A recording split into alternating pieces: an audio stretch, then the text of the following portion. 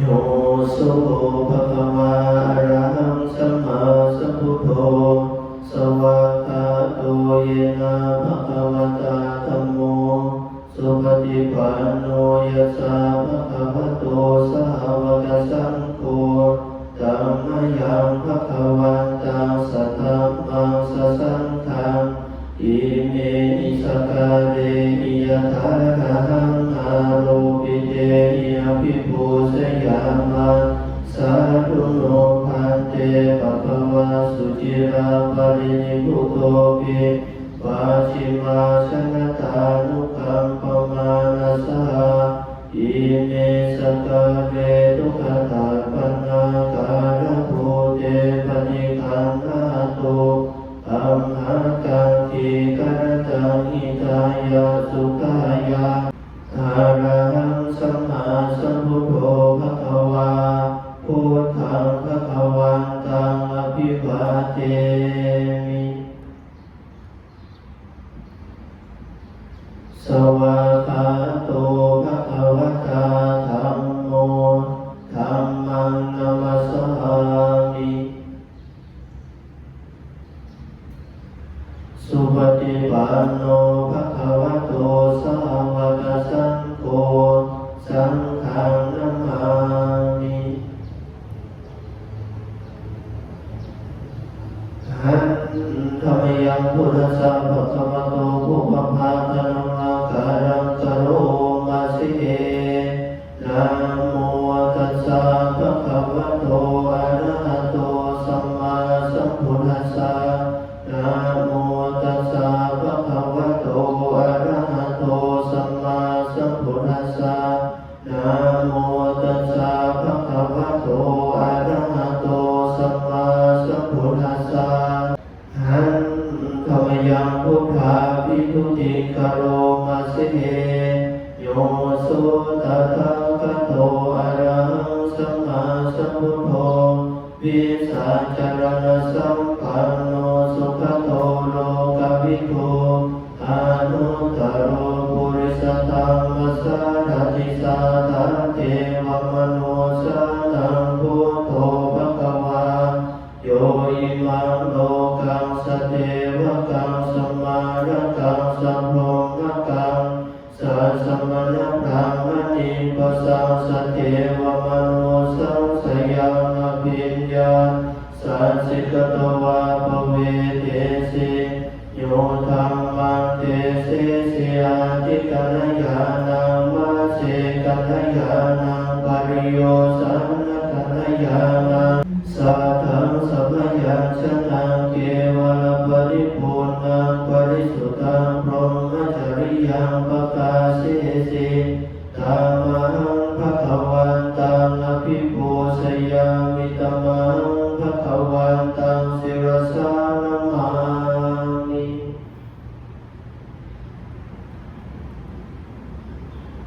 หันธรรมยังธัมมาภิทุติกโรมาสิโยโสสวากขาโตภะคะวะตาธัมโมสันเจติโกอาคาลิโกเอหิปัสสิโกโอปัญญิโกปัจจตังเวทิตาโพวิญโยหิธัมมังธัมมังอภิปูชยามิธัมมังธัมมังศิรสานะมามิ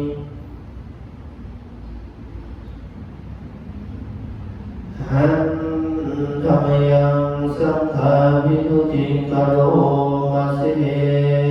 โยโสสุปฏิปันโนภะคะวะโตสาวกสังโฆโอสุปฏิปันโนภะคะวะโตสาวกสังโฆยายะปฏิปันโนภะคะวะโตสาวกสังโฆสามีจิปฏิปันโนภะคะวะโตสาวกสังโฆยะติทังจัตตาริปุริสยุคานิอาตปุริสภูคาลาเอสะภะคะวะโตสาวกสังโฆตาหุนายโยปาหุนายโยทักขินายโยอัญชลิกรณิโยอนุตต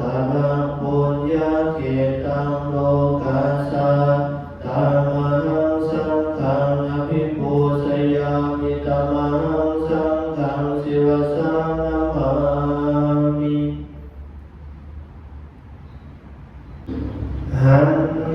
ธรรมยังตังคณิกาปุจเจเวทนาบารังพนาบสิเเหวานิสังขายโยนิโสจิวรังปฏิเสวามิ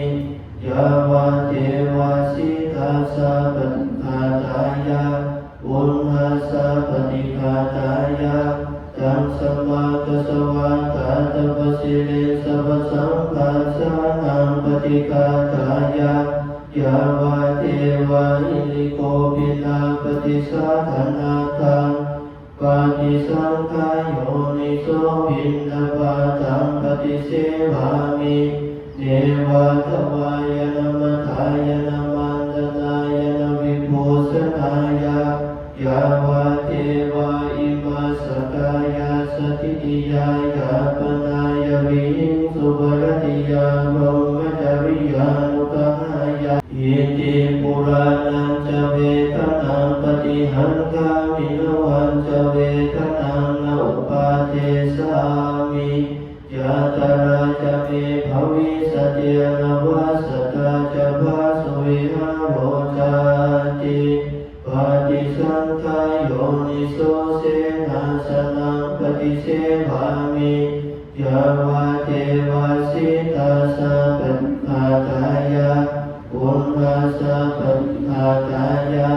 ตังสัมมากัสสวะกาตปสิเลสัพสังฆาสานังปฏิฆาตายะ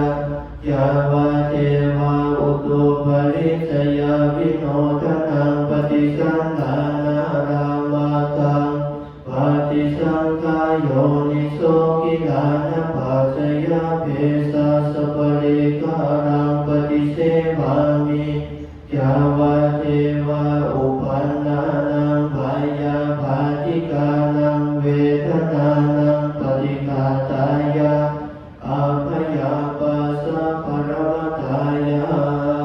ติหันธรรมยังเทวตาปฏิฐานกาทายโยพนามสิเห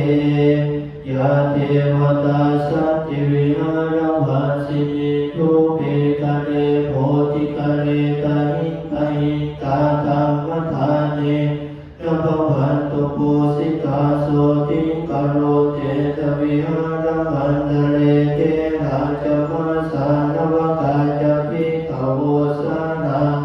มิกาธานปฏิอุปาสกาขามาจเตสันนิกมาจอิสราสาปานโพตาสุขิตาภวันตุเตชาลาภุสัญเยปิจาอันตสัมภวาสังเสทสัตตาอัตโภปปาติกานิอานิกังธรรมวรังปฏิจเตสัพเพวิทุกขาสกโรตุสังขยังตาตุจิรังสตังธัมโมธัมมังทธัตถะปุคคลาสังโฆ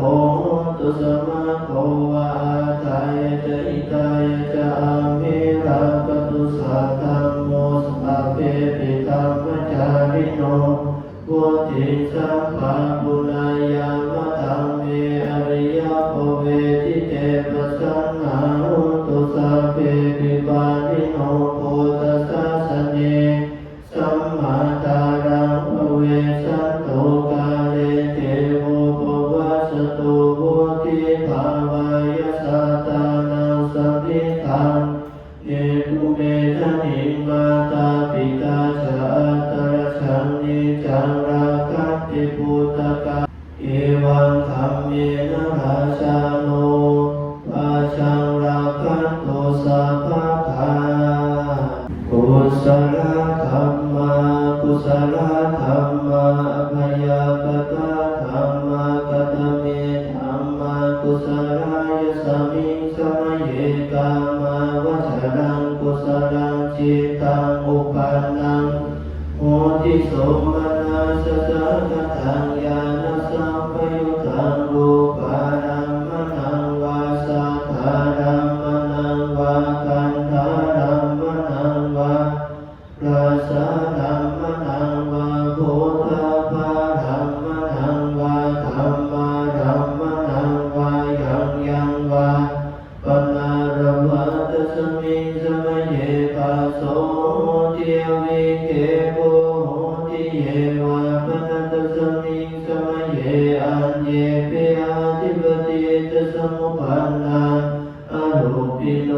ธัมมาอิเมธัมมากุศลาปัญจขันธารูปขันโธเวทนาขันโธสัญญาขันโธสังขารขันโธวิญญาณขันโธตาตะตะโมรูปขันโธยังกิจจิรูปังอธิฐานะกัตปัจจุบันนังอาสัตตังวาปหิทาวาโอราริกังวาสุขุมังวาอินังวาปฏิตังวายังตุเรวาสันติเกวาตเถตัสสังอภิสัญญูหิตวาอภิสังกิปิตวายังโหจติรูปขันโธสังฆาโหสังฆาโหสังฆหิเตนะสังฆหิตังสังฆหิเตนะสังฆหิตังสังฆหิเตนะสังฆหิตังสังฆหิเตนะสังฆหิตังสัมปโยโควิปโยโคสัมปโยเตนะวิปโยตังวิปโยเตนะสัมปโยตังอสังฆหิตังสัพพัญญาติโยกัตถปัญญาติอายตนะปัญญาติธาตุปัญญาติสัจจปัญญาติอินทรียปัญญาติภูคลปัญญาติกิตาวตาภูคลานังภูคลปัญญาติสมัยวิโมตโตอสมัยวิโมตโตโกปะธัมโมอโกปะธัมโมปริหารธัมโมอปริหารธัมโมเจตนาภาโภอนุรักขณาภาโภพุทโธชโนโคตรภูปโยปรโตอปโยปรโตภาภาคมโนอภาภาคมโนนิยโตอนิยโตปฏิปันนโกภเรติโตอรหังอรหันตายปฏิปันโนภูกโลอุปาลาปฏิสัจจิกาตปรมาเทนะติอามันตายโยสัจจิกาโตปรมาโตตโตโสปุคโลอุปาลาปฏิสัจจิกาตปรมาเทนะตินะเหวังวัตตาเพอาชานาหิติกหังหันติภูคโลบาลาปฏิสัจจิกาตปรมาเทนะเตนะวัตเถวัตตาเพโยสัจจิกาโตปรมาโตตโตโสปุคโลบาลาปฏิสัจจิกาตปรมาเทนะติมิสาเยเกติกุศลธัมมาสัพเพเตกุศลมูลาเยวะปะกุศลมูลาสัพเพเตธัมมากุศลาเยเกติกุศลธัมมาสัพเพเตกุศลมูเลนะเอกมูลาเยวะปะกุศลมูเลนะเอกมูลาสัพเพเตธัมมากุศลาเหตุปัจจโยอารัมมณปัจจโยอธิปติปัจจโยอนันตรปัจจโยสมนันตรปัจจโยสัสสะตปัจจโยอัญญมัญญปัจจโยนิสยปัจจโยอุปนิสยปัจจโยปุเรสาตปัจจโยภาสาสะตปัจจโยอาเสวนปัจจโยกัมมปัจจโยวิภาคปัจจโยอาหารปัจจโยอินทรียปัจจโยสันนปัจจโยมัคคปัจจโยสัมปยุตตปัจจโยวิปยุตตปัจจโยอาทิปัจจโยนาทิปัจจโยวิกตปัจจโยอวิกตปัจจโยติอนิจจวัตสังขาราอุปาทวยธัมมิโนอุปัสสิตวานิโรสันติเตสังอุปสมโมสุโขสัพเพสัตตามนันติจามริสุจามริสเรตาเทมห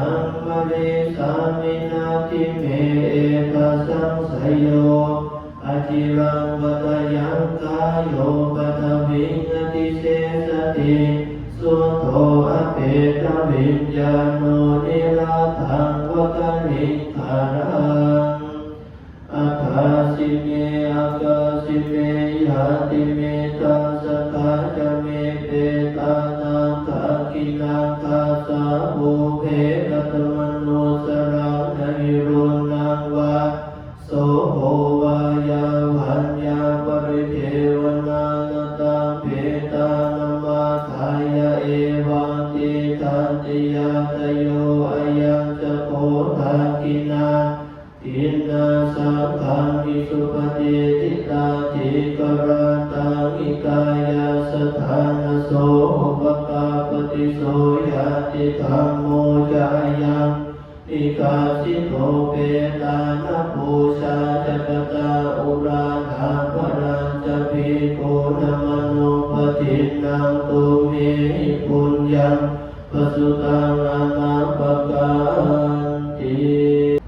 สัพพพุทธานุภาเวนะสัพพธัมมานุภาเวนะสัพพสังฆานุภาเวนะพุทธรัตนังธัมมรัตนังสังฆรัตนังทินนังรัตนานังอานุภาเวนะจตุราสีติสมาสธัมมาคันธานุภาเวนะปิตกาตยานุภาเว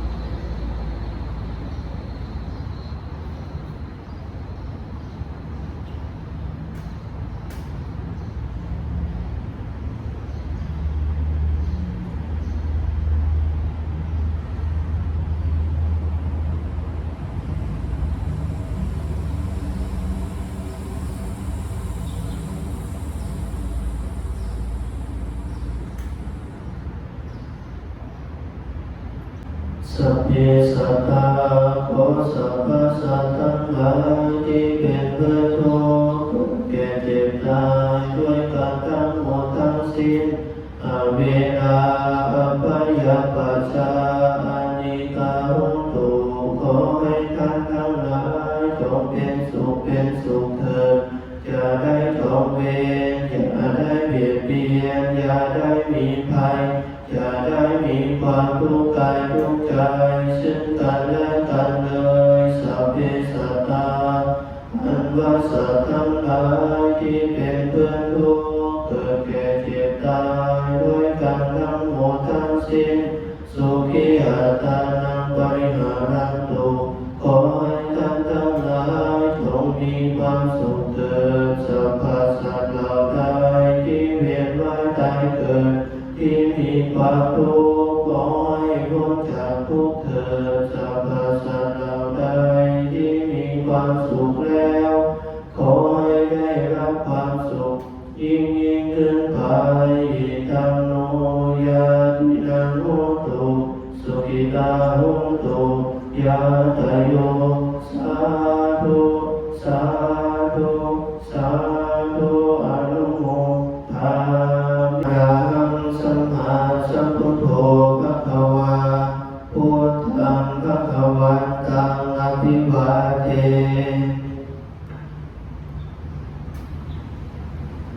สวากขาโตภะคะวตาธัมโม